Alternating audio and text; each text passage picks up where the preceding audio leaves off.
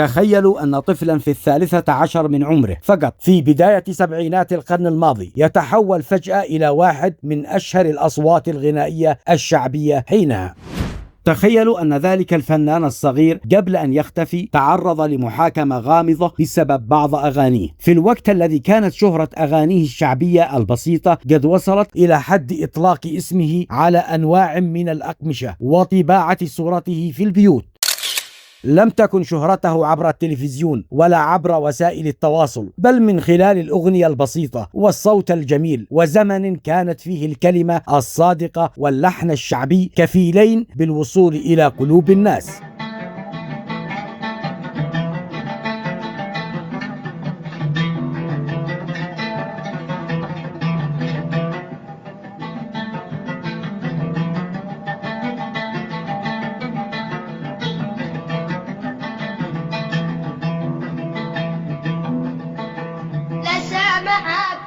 يا الحب خليتني لا فراشي والقعادي يا لطيف.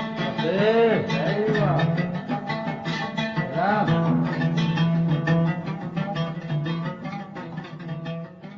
لكن الأغرب من شهرته هو كيف أصبح الفنان الكبير علي عبد الله السمة بمثابة أب روحي له، والأهم من ذلك لماذا اعتزل الغناء نهائيا بعد سنوات قليلة من انطلاقته.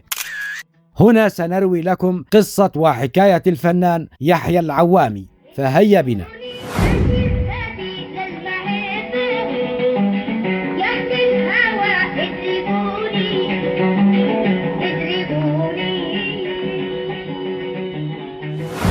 ولد يحيى العوامي في قرية بني العوام بمحافظة حجة قبل أن ينتقل في سن مبكرة إلى مدينة تعز للعيش والدراسة في كنف خاله محمد يحيى الشائف الذي كان يشغل حينها منصب مدير القضاء العسكري في تعز.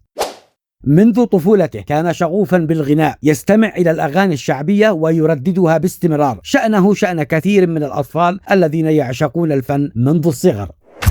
في أحد أيام عام 1970 استضاف الخال في منزله أحد الفنانين المعروفين وهو محمد حمود العوامي، وفي أثناء تواجد هذا الفنان في المنزل طلب الخال من يحيى أن يذهب لإحضار الشاي للضيوف، وبينما كان الطفل يحيى العوامي متجها من وإلى المطبخ بدأ يدندن بأغنية شعبية من الأغاني التي كان يحفظها في الأعراس. كان يغني بعفوية طفل عمره 13 سنة دون أن ينتبه إلى أن الفنان محمد حمود العوامي كان يستمع إليه، وعندما عاد بالشاي طلب منه الفنان أن يعيد ما كان يغنيه قبل قليل. استغرب الطفل الطلب لكنه غنى الأغنية مرة أخرى، وهنا كانت البداية. أعجب الفنان محمد حمود بصوته ورأى فيه موهبة تستحق الدعم، فقدم له أغنية خاصة بعنوان لا سامحك يا الحب من كلماته وألحانه، وتم تسجيلها بصوت الفنان الصغير.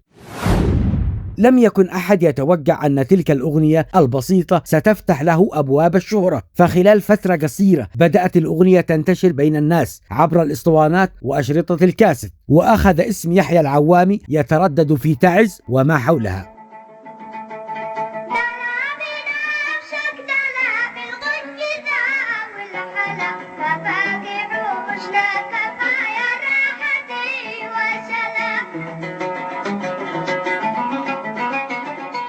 بعدها بفترة قصيرة كان يحيى العوامي مقبل على محطة أكثر أهمية، محطة بدأت عندما التقى لأول مرة بالفنان الكبير علي عبد الله السمة. يروي العوامي أن الفنانة نبات أحمد جاءت إليه وأخبرته أن حفلة فنية ستقام في مدينة الحديدة، وقالت له أنه تم دعوته أيضا للغناء فيها، حفلة سيشارك فيها عدد من الفنانين المعروفين حينها، الحارثي والسنيدار وعلي عبد الله السمة وغيرهم. تردد العوامي في البداية فهو ما يزال طفلا ولم يسبق له أن خاض تجربة الغناء في الحفلات الجماهيرية، كما أنه اعتاد الغناء على عزف محمد حمود العوامي فقط. لكن الفنانة نبات أحمد طمأنته وأخذته معها إلى منزل الفنان علي عبد الله السمة في تعز، وهناك غنى يحيى أغنيته الوحيدة آنذاك على عزف السمة، وهي أغنية لا سامحك يا الحب. ومنذ اللحظة الأولى شعر العوامي الصغير بارتياح، لأن عزف السمة كان مناسبا جدا لغنائه. وبالفعل ذهب معهم إلى الحديدة وغنى في تلك الحفلة أغنيته المذكورة. وفي طريق عودتهم إلى تعز سأله الفنان علي عبد الله السمة: هيا ما يا عوام، هتستمر معي؟ الطفل ابن 14 أجاب فورا: نعم نعم.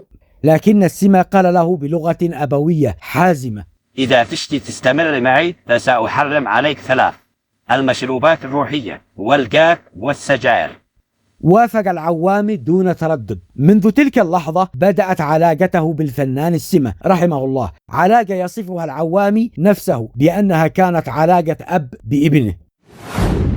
بعد فترة قصيرة انتقل علي عبد الله السمة إلى صنعاء وأخذ معه الفنان الصغير يحيى العوامي. هناك في صنعاء لم يكتفي بالعزف له، بل عمل على دعمه وتطويره فنيا. لحن له عددا من الأغاني وأخذه إلى إذاعة صنعاء، حيث سجلت له 5 أغاني أذيعت عبر الإذاعة، وبدأ اسمه ينتشر أكثر فأكثر. وبحسب روايات بعض من عاصروا تلك الفترة فإن الإعجاب بالعوامي وصل إلى درجة لافتة، فقد أطلق بعض التجار اسمه على أنواع من الأقمشة لزيادة الإقبال عليها، وكان من بينها نوع من القماش عرف باسم دسعة العوامي. بل إن العوامي نفسه ذكر أن صورته كانت تطبع على بعض المرايا والأدوات المنزلية التي كانت تباع في الأسواق، وأن صورته أصبحت مألوفة في كثير من البيوت آنذاك. في إحدى الحفلات بعد أن أكمل العوامي الغناء صعدت الفنانة نبات أحمد إلى المنصة، وأمام الحاضرين قامت بمنحه خاتم ذهب تشجيعا له. كانت حركة ذكية منها، فقد أرادت من خلالها أن تحث الحاضرين والحاضرات على تشجيع ودعم الطفل الموهوب يحيى العوامي. وبالفعل فقد وقفنا بعدها مجموعة من النساء وبدأنا يهدين له بعض من حليهن.